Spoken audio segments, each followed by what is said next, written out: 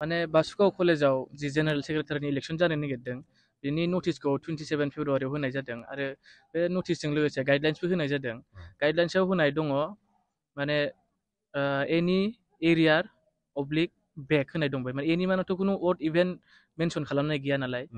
माने एरियार गोनांफ्रा election nomination form होबा बे नमिनेसनखौ केन्सेल खालामनाय जागोन होननानै औ इलिजिबल जानाय नङा बेनि थाखाय जों नुबाय नटिसखौ 27 फेब्रुवारियाव जों फ्रेस केन्डिडेट नागिरनानै होबाय माने जोंनि अपिनियनाव जाय दंमोन बिसोरो मिन्थिया नटिसखौ नुसनाखै ना फरायनानैबो बुजियाखै मिन्थिला आरो जों बिसोरथ' बिसोर ओमफ्राय बिदिनो एरियार गोनां बेक गोनां स्टुडेन्टफोरखौ होबाय सासेल' बेनि थाखायनो बिसिना नमिनेसना केन्सेल जाबाय ओमफ्राय नमिनेसन रेजाल्टआ 2 तारिखआव होनांगौ खोथामोन बेयो एसे पस्टपन जानानै 4 तारिखआव होदों 4 तारिखआव होनानै रेजाल्टआ ओंखारबाय रेजाल्ट ओंखारनायनि उनाव एथ' जोंना 7था पजिसनाव माने अपोनेन्टआनो गैला जोंना डाइरेक्ट विनार जाखानाय आरो बेनि थाखाय बिसोर प्रटेस्ट खालामदोंमोन जोंनि जाय एगेन्स्ट दङ बिसोरो प्रटेस्ट खालामनानै माने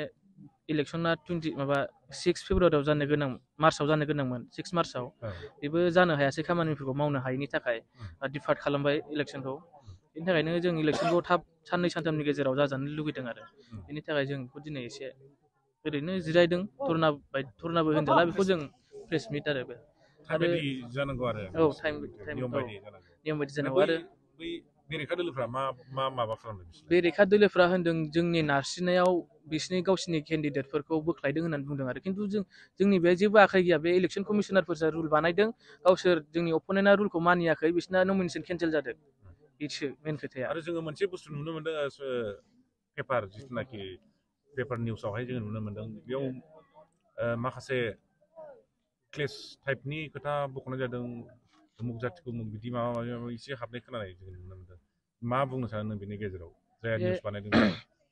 पेपाराव होनाया बिसिना माने जों ओइदिनखालि जोंना अपोनेन्टआनो गैला नालाय जों डाइरेक्ट विनारखा जों बेखायनो एसे बमा गावनानै इन्जय खालामदोंमोन आरो बेनि थाखाय स्टुडेन्ट गोजा जों बायहेरानिथ' रावबो गैखाया कलेजाव गावसोर होनदों जोंनि अपोनेन्टआ आसुनि एबि आमसुनि एबसुनि लोगो नांनानै बमा गावदों मादों होननानै बुंदों आरो बे खिन्थु एकदमबारे नंखाय खोथा जों स्टुडेन्ट गोजासो माबा इन्जय खालामदों बेवहाय आरो बियो कलेजनिसो इलेक्सन खुनु बाहेरानि पार्टि जोंनो हाबोखाया गावसोर हाबोदों नामा जों मिन्थिया जों खिन्थु हाबोआखै बेनो बिसिनि माने थगायजोबनायसै बिसिनि खोथाफ्रा गासिबो इलेक्सन कमिसना मा बुंदों दा